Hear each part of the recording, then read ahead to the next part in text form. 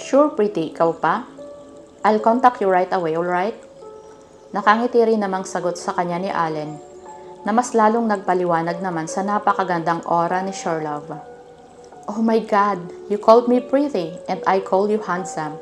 Oh my God, so sweet ng endearment natin, handsome pretty. Hindi na magkaintindihan si Sherlove. Hindi na mawari kung kinikilig ba or what. Oh yeah, that's awesome. Anyway, pretty endearment suits you. Really? Oh my God, you're so sweet talaga. Halos magtatalon na si Sherlove sa harapan ni Allen. Si Allen naman ay tila nagpapa-charming pang lalo. Kaya naman hindi na magkaintindihan itong si Sherlove. Yeah, pretty, you too. Ganyan pa talaga siya. Malapit na sana akong mapangiwi. Pero wala sa sarili akong napalingon kay Skipper. At naabutan kong nakatitig siya sa akin ng taimtim. Para bang binabasa niya ang nilalaman ng isip ko. At ganun din ang nararamdaman ko sa eksenang nasasaksihan ko sa aking harapan. Does he think I'm jealous of the sweetness of these two? Pinakiramdaman ko ang aking sarili pero wala eh. Di gaya ng nararamdaman ko kanina noong makita kong nilalandi siya ni Sherlove. Before now, I knew it. They were siblings. Gusto kong ingudngud sa kalsada kanina ang kapatid niya. But when I found out that they were siblings, my feelings suddenly changed. Ever since we were kids, I've never known any member of his family, but his yaya na palaging naghahatid sa kanya noon sa school. I don't know anything about his family. No one else knew cause he was so unfriendly that I could ask about him. Ang yaya naman niya ay umaalis kaagad pagkatapos niyang ihatid ito. Kapag sinusundo naman si Skipper, ay mabilis din siyang umaalis. Napansin ko ang bahagyang pagtaas ng sulok ng labi ni Skipper habang nakatitig pa rin sa akin. Sinamaan ko siya ng tingin at muli na akong bumaling sa dalawang hindi matigil sa paghaharutan sa aking harapan. Hindi pa ba kayo tapos? Mauuna na kami ni Luis. Agaw pansin ko sa dalawa at hindi ko na hinintay pa ang kanilang pagsagot. Kaagad na akong lumapit kay Luis at hinila ito sa kanyang braso. Let's go, hayaan na natin yung dalawang yan. Sabi ko kay Luis na nagpahila din naman sa akin. Mabilis na kaming nagtungo sa aming sasakyan at doon na lang hinintay si Allen and Skipper. Are you jealous? Walang emosyong tanong sa akin ni Luis.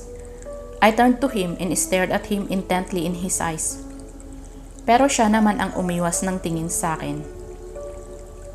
No, I'm not. Ikaw ba? Balik tanong ko sa kanya na ikinagulat naman niya.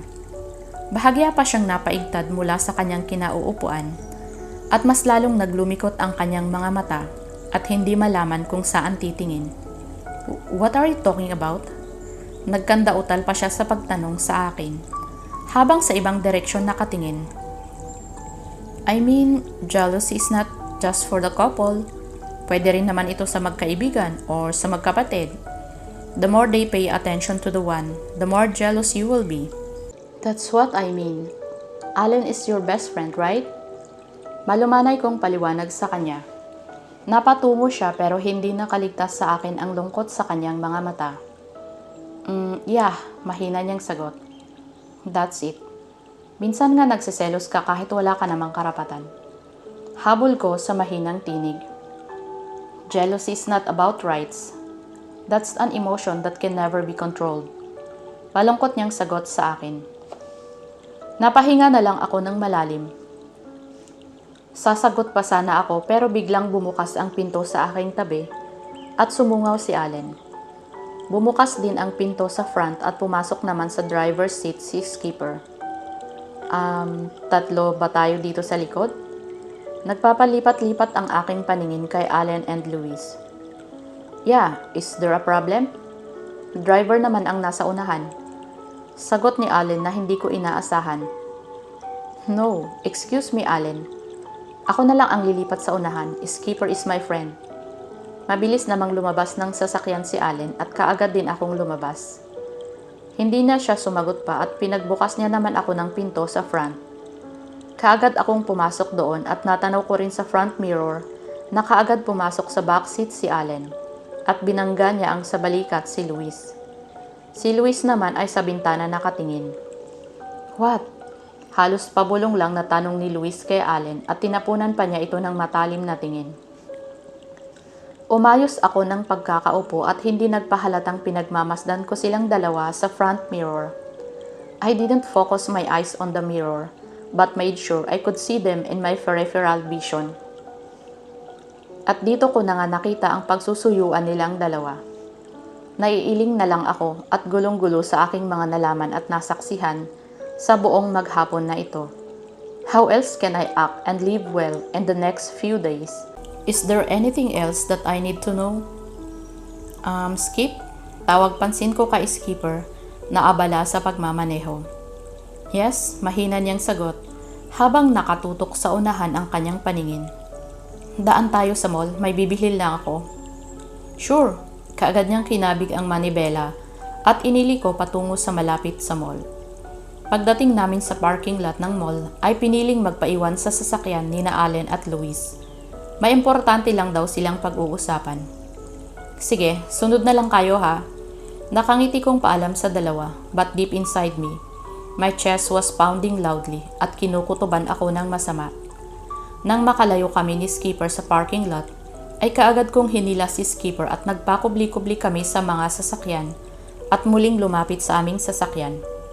Hindi talaga ako mapakali. I really need to know the truth. Where this? Ha? Napatanga ako kay Skipper nang abutan niya ako ng tinted sunglasses. Is he crazy? Tinted na nga ang salamin ng aming sasakyan? Tapos ay susuotin ko pa to? How can I even see them inside? Just wear it, trust me. Seryoso niyang sabi sa akin habang nakatitig sa akin ng taimtim. Hindi ko naman maiwasang mapalunok, lalo na at sobrang lapit ng aming mukha sa isa't isa. I could breathe his fragrant smell, and I couldn't help but stare at his natural red lips that explored every corner of my whole body earlier in the restroom. Tss, what's running through your mind again? We can do that again in the next few days or anytime you want. Nakangisi niyang sabi sa akin habang siya na ang nagsusuot sa akin ng sunglasses. What? Hindi kaagad rumehistro sa aking utak ang kanyang sinabi. Hindi na niya ako sinagot pa at hinawakan niya ang aking baba at ipinaling sa aming sasakyan na nasa hindi kalayuan. Panansin kong may pinindot-pindot siya sa gilid ng suot kong sunglasses. I was surprised when the lights lined up in my sunglasses as if it were a damn high-tech screen. Maya-maya ay tumutok ito at nag-zoom sa aming sasakyan. Napanganga ako nang bahagyang lumiwanag ang tinted glass ng aming sasakyan. At mula doon ay tanaw ko na ang ginagawang kababuyan ng dalawang taong pinagkakatiwalaan ko sa loob ng 7 years na kasama ko sila sa Amerika. What the hell? Para akong sinakluban ng langit at lupa dahil sa aking nasaksihan. They are fucking kissing. Chapter 19. My Z. Kaagad kong hinubad ang suot kong sunglasses dahil hindi ko natagalang panoorin ang ginagawang kababuyan ng walang hiya kong boyfriend at best friend niyang lalaki. Okay na sana kung babae si Luis, pero God, napatayo ako at handa na sanang sugurin ang dalawang baboy sa loob ng sasakyan, pero kaagad na humarang sa aking harapan si Skipper. Anong gagawin mo? What else do you think I need to do? This is my chance na kastiguhin silang dalawa. Shh! This is not the right time and the right place. There are people around us. Bahagyang lumibot ang kanyang paningin sa paligid ng parking lot. What do you want me to do?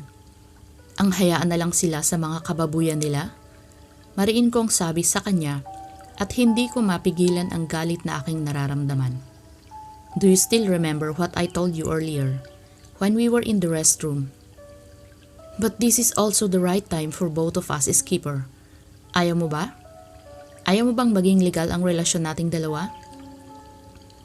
Shh, princess. No. Assuming na kung assuming.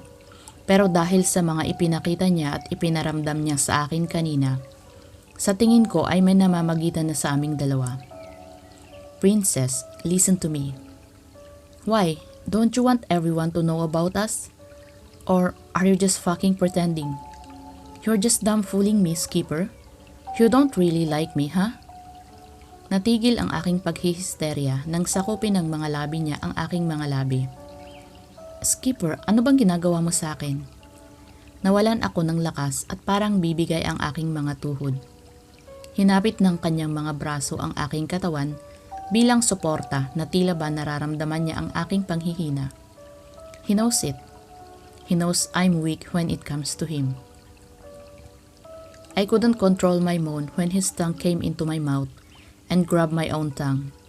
He slowly sipped as if it were a damn sweet candy. Para akong lasing na nawawala sa aking sarili. Para akong nalulunod at nauubusan na ako ng hangin. He also bit my lower lip slightly before his lips moved away from me, but his forehead remained on my forehead. I repeat, bulong at habol ang hininga niyang sabi sa akin. I want you to give me all your trust in me. Let me handle this matter, princess. I don't understand. I don't understand what you are saying. I wanna know everything. Please, Skipper, huwag mo naman akong pahirapan ng ganito. Hindi ko napigilan ang pag-agos ng aking mga luha na kaagad namang pinunasan ni Skipper gamit ang kanyang mga daliri sa kamay. It's about our parents. Natigilan ako sa aking narinig at napatitig ng taimtim kay Skipper. What about our parents? Huminga muna siya ng malalim at para bang hindi alam kung ano ang sasabihin. Come on, this is too complicated. This is not the right place to talk about it. Hinila na niya ang aking kamay at hahakbang pa lang sana kami upang umalis sa lugar nang matigilan kami sa taong nasa aming harapan. Kayong mga bata talaga kayo, hindi na kayo nahiya? Dito pa talaga kayo nagkakalat ng milagro? Ano na ba ang nangyayari sa mundo? Sinasabing ang mga kabataan ang pag-asa ng ating bayan. Pero kayo pa ang mga bastos na dito pa naglalampungan. Para kaming napako sa aming kinatatayuan nang sermonan kami ng isang lola na may hawak na tungkod at dinuduro-duro pa niya ito sa aming dalawa ni Skipper. Pasensya na po, magalang na sagot ni Skipper kay Lola. Pasensya. Hihingi ng pasensya pero mamaya lang ay uulitin nyo na naman yan. Maghahalikan na naman kayo. Kayo ba ay naikasal na? Mga damuho kayo? Come on baby, bulong sa akin ni Skipper at mula niya akong hinila. Pasensya na po ulit. Huling paalam ni Skipper sa Lola at kaagad na niya akong hinila paalis ng parking lot. Nang malapit na kami sa entrance ng mall dito sa basement, ay muli kong hinarap si Skipper. Can I borrow your sunglasses? What? Hindi ko na siya sinagot pa at basta ko na lang kinuha ang kanyang sunglasses na nakakabit naman sa collar ng kanyang suot na t-shirt. I immediately put it on and looked back at our car, which was already a long way off. Muling may pinindot sa tagiliran ng sunglasses si Skipper at saka muling gumuhit ang mga liwanag ng linya nito sa screen. Nag-zoom ito sa lugar ng aming sasakyan at saka lumiwanag sa loob nito. Ngunit nangunot ang aking noo nang nag-iisa na lang ang taong nakikita ko doon. At anong ginagawa niya? What did you see? Tanong ni Skipper at nang hindi kaagad ako nakasagot, ay inagaw niya ang suot kong sunglasses at siya naman ang kumunot. What the F? Pagmumura ni Skipper habang nakatanaw sa aming sasakyan. Come on! Hinawakan niya ang aking kamay at kaagad niya akong hinila paalis sa lugar. How could they have done that to me? I trust them. Why don't they just tell me the truth? Why didn't they just tell me before? Baka sakaling matanggap ko pa sila. Paghihisterya ko habang naglalakad na kami patungo sa entrance ng mall. Shh, stop it. Saway naman sa akin ni Skipper at mas hinigpitan pa niya ang paghawak sa aking kamay. Hanggang sa dumaan na kami sa frisking area sa entrance ng mall. Pilit kong kinalma ang aking sarili hanggang sa makapasok na kami ng tuluyan sa loob. I'll just use the restroom. Paalam ko kay Skipper dahil hindi ko na alam kung anong itsura meron ako ngayon. Siguro ay nabura na ang makeup ko dahil sa pag-iyak ko. I'll go with you. Sagot naman niya at hindi na ako umimik pa. Magkahawak kamay pa rin kaming lumiko sa isang hallway at tahimik na nagtungo sa dulong bahagi kung saan matatagpuan ang restroom. Nang matapat na kami sa restroom ng mga lalaki, Skipper and I were both stunned when we heard a growl from the men's room. "What's that?" Pinutnoo kong tanong kay Skipper. Ungol iyon na para bang nahihirapan. "Stay here."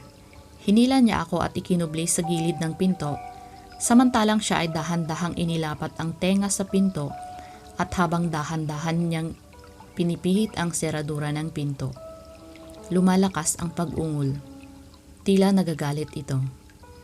"What the hell?" "Cedric, hindi ikaw yan. Lumaban ka please. Please babe." "Maisie?" Napamulat ako ng mga makilala ko ang boses ng best friend kong kay tagal kong hindi nakita. Ngunit ano ang mga ungol na aming naririnig?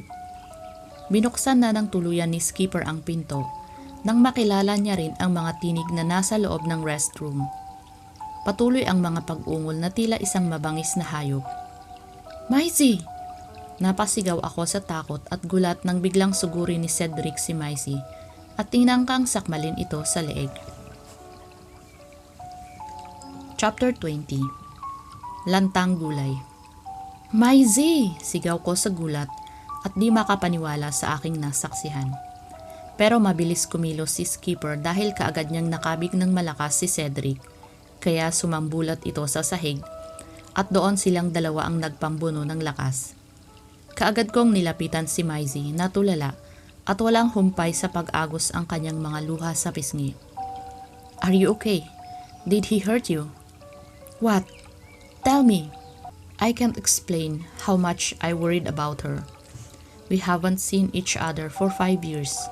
Tapos ay sa ganitong sitwasyon ko pa siya aabutan. What the F? Maisie has been my only best friend since we were in high school. Parang kapatid na ang turingan naming dalawa sa isa't isa. Pero simula nang magpunta ako sa Amerika, ay naputol na ang komunikasyon naming dalawa dahil na rin sa matinding sakit na nararamdaman ko noon sa puso ko na idinulot sa akin ni Skipper. Pinutol ko ang ugnayan ko sa lahat ng mga naririto sa Pilipinas, pero hindi sa aking mga magulang. I miss her so much. "Selena!" I cried when she whispered my name, so I hugged her tightly. She still doesn't forget me. My only best friend. "Shh, tahan na, okay? I'm here." Naramdaman ko naman na mas lalo pa siyang naiyak, kaya pinigilan ko ang aking pagluha. I have to be brave for her. Narinig namin ang malakas na pag-ungol ni Cedric na tila isang mabangis na hayop. "What the F, Cedric?" Sabay kaming napakalas mula sa mahigpit naming pagkakayakap ni Maisie nang marinig namin ang malakas na sigaw ni Skipper.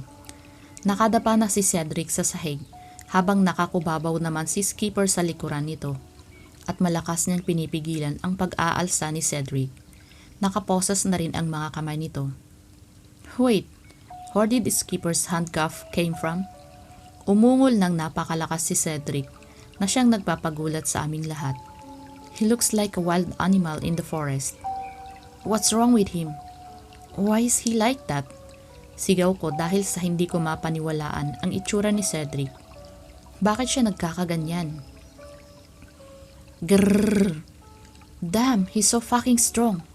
Sigaw ni Skipper at nakikita ko na ang paglitaw ng kanyang mga ugat sa kanyang mga braso at leg. Maging ang pag-igting ng kanyang panga dahil sa matinding puwersa na ibinibigay niya para mapigilan si Cedric mula sa pag-aalsa nito na gustong makaalpas. "Mamaya ka na matulala at ma-inlove sa kanya si Lina." "Don't hurt him," Maisie shouted as we saw Skipper's grip on Cedric's arm tightened from behind, making Cedric growl even more as if he were hurting. "What am I gonna do?" Pasigaw ding tanong ni Skipper. Lalong umaatungal si Cedric. "Wait, I'll call Tito Leandre." I can feel the mixed emotions that Maisie is feeling right now. Pagkataranta, takot, pag-aalala at awa para kay Cedric. Kapareho ng aking nararamdaman dahil hindi na iba sa akin si Cedric. Kahit araw-araw niya akong binubuli noon at ang iba pang mga estudyante sa school, I'm still happy that he's my best friend's boyfriend, cause I can see and I know how much he loves Maisie. As I stared at Cedric for a moment, I noticed something appearing in the pocket of his jacket. Umaatungal na naman siya. Wait, what is this? Kaagad kong nilapitan ang pamilyar na bagay na nakita kong lumilitaw-litaw mula sa bulsa ni Cedric at kaagad ko iyong hinugot. Syringe, sabi ni Skipper, at naramdaman ko naman ang mabilis na paglapit ni Maisie sa aming kinaroroonan. But it's empty, I said when I saw that the syringe I was holding was empty. Please check the pocket. Maybe there's drug inside. Come on! Sigaw ni Skipper at halata sa kanya na nahihirapan na siya. Kawawa din naman ang Skipper ko. Let me, sabi ni Maisie kasabay ng mabilis niyang pagkapkap sa bulsa ng suot na jacket ni Cedric. Oh my God! There it is! Sigaw niyang muli nang di pa siya umabot ng ilang segundo mula sa kanyang pagkapkap. Bigla namang may kumatok ng malakas sa pinto ng restroom. What the? Come on, that might be the cure for him. Mariing bulong ni Skipper, but I rushed to the door and made sure it was locked. Sandali! Natataranta namang sabi ni Maisie nang makabalik na ako sa kanila at ang ilang segundo pa niyang pinakatitigan ang label ng maliit na bote na para bang binabasa pa niya ito. Patuloy ang malalakas na pagkatok sa pinto. May tao po ba dyan? Buksan niyo ang pinto! Sigaw ng boses lalaki mula sa labas ng pinto at wala pa ring tigil sa pagkatok. Buksan niyo to o isusumbong ko kayo sa mga pulis. What the F? Why didn't he just find another restroom? Mas lalo namang nagwawala si Cedric at nanlilisik ang kanyang mga mata habang nakatitig sa nakasaradong pinto. Sumasabog na rin ang bumubula niyang mga laway sa kanyang bibig. What the hell? What the heck is going on with him? Why is he like this? Come on, Mais! Mas mariing sigaw muli ni Skipper na may kasama ng panlalaki ng kanyang mga mata. Eto na! Kita ko naman na mas lalo pang natataranta si Maisie. I'll help you. I couldn't stand it anymore, so I snatched the syringe from Maisie's hand, cause I could see her hand shaking. I know her as a calm and intelligent girl, but in this situation, she's so different. Siguro ay dahil si Cedric na ang pinakamamahal niya, ang nakikita niya sa kalagayang nahihirapan, kaya naiintindihan ko siya. Kaagad kong tinanggal ang takip ng syringe na hawak ko at nakita kong wala na ring takip ang maliit na bote na hawak naman ni Maisie, pero may seal pa na nakabalot dito. I immediately thrust the needle into the syringe, seal and immediately absorbed the contents of the drug. Kahit hindi ko alam kung para saan ito. But I think it was Cedric's medicine cause he carried it in his pocket. Muling kumalabog ng malakas ang pinto. Ano bang nangyayari dyan? Buksan niyo ang pinto. Halos gibain na niya ang pinto. Bibilang ako ng 3. Come on, hurry up! Mariing bulong muli ni Skipper sa aming dalawa. Let me, Maisie said as she quickly snatched from my hand a syringe, now filled with liquid medicine, and quickly sat on the floor beside Cedric. Isa! Unang bilang ng tao mula sa labas ng pinto. Relax babe, saglit lang to. Dinig kong bulong ni Maisie kay Cedric na patuloy pa ring nagwawala. I couldn't stop admiring the two of them. Ever since they were kinder kids ay magkasama na sila. Ni minsan ay hindi pa sila nagkahiwalay at sobrang dami na ng kanilang mga pinagdaanan. Pero magpahanggang sa ngayon ay magkasama pa rin sila at matatag nilang hinaharap ang malupit na pagsubok na sinusuong nila sa ngayon. 2. Bakit kayo sumisigaw dyan? Nakasarado po ba? Sisigaw ba ako dito kung kaya ko itong buksan? Ay, ang suplado, halika na nga. Oo nga, para nagtatanong lang eh. We've even heard women's voices as if talking to a man outside. Come on, Maze. Mariing sabing muli ni Skipper kay Maisie. Kaya kaagad na nitong isinaksak sa braso ni Cedric ang syringe at inubos ang laman nito. Napaigik si Cedric at mas lalo pa itong nagwala. Malamang ay dahil nakaramdam siya ng hapde na dulot ng karayom na bumaon sa kanyang laman. 2.5. Hindi nyo talaga ito bubuksan? Come on guys, bilisan nyo na. Natataranta ko nang sabi sa kanila dahil pakiramdam ko ay hindi na nagbibiro ang lalaking nasa labas. Humina ang pag-ungol ni Cedric. Siguro ay mabilis na umepekto sa kanya ang gamot. When Maisie finished injecting the medicine into Cedric's arm, Skipper immediately removed the handcuff at inalalayang makatayo si Cedric na mabilis nang kumakalma. I saw Maisie cut the syringe and she went inside one of the cubicles. Cedric, on the other hand, seemed to be getting better. He immediately took off his jacket and went to the sink. He washed his face several times and gargled water with his mouth. Tatlo! All of us were shocked and stared at the door that had been destroyed by the heavy kick of the fat big man who was now standing in the doorway. Mga gago kayong lahat. Basang-basa na ako ng ihi ko dito. Sigaw niya at napansin ko rin ang pantalon niyang basang-basa. Umihi talaga siya. Oh, sorry for him, nasabi ko na lang. Magbabayad kayo. He screamed as he ran into the restroom. My eyes widened so I immediately stepped back at isiniksik ko ang aking sarili kay Skipper na ngayon ay nasa aking tabi. Tss, narinig ko ang pabulong niyang singhal so I looked up at him and I saw him staring at me with a naughty smile on his lips. Kakainis to. Ramdam ko ang pag-akyat ng init sa aking pisngi at bigla akong nahiya. Sinamaan ko siya ng tingin at tangka na akong lalayo mula sa kanya. Pero kaagad niya rin akong kinabig at mas ibinaon pa niya ako sa kanyang matigas na dibdib. Isang malakas na lagabog ang aming narinig. Bigla akong napalingon at hinanap ang narinig kong lumalagabog ng malakas at dumaing na para bang nasaktan. Pero hindi pa rin ako umalis mula sa mahigpit na pagkakayakap sa akin ni Skipper.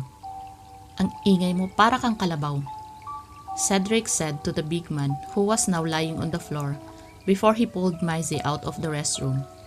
Skipper and I were just about to leave the restroom nang bigla namang pumasok ang dalawang lalaking mukhang mga lantang gulay at pagod na pagod mula sa kanilang pagniniig kanina sa loob ng aking kotse. Chapter 21. Celebrations. What happened here? Alan asked with his wide eyes as he stared at the fat big man who was now crying like a baby at hirap na bumabangon mula sa pagkakatihaya niya sa sahig. Some misunderstandings. Kibit balikat kong sagot kay Alan at saka nagsimulang maglakad patungo sa pinto. Misunderstanding daw. Isusumbong ko kayo sa nanay ko. Napangiwi ako sa malakas na atungal na ginawa ng matabang lalaking ito. Tss, I was in a hurry to get out of here dahil baka hindi ko pa maabutan si Maisie. Nadaanan ko pa sa pinto ang dalawang bakla na parang hindi pa rin makapaniwala habang nakanganga sa matabang lalaking umiiyak habang iniinda ang masakit niyang katawan. His pants were wet too, kaya naman nakakamuoy na rin ako ng di ka nais-nais na amoy. Natanaw ko sa hallway si Cedric na walang tigil sa kakahalik kay Maisie. Wow ha, naghasik pa ng lagim itong dalawa dito, as if nothing terrible had happened earlier in the restroom.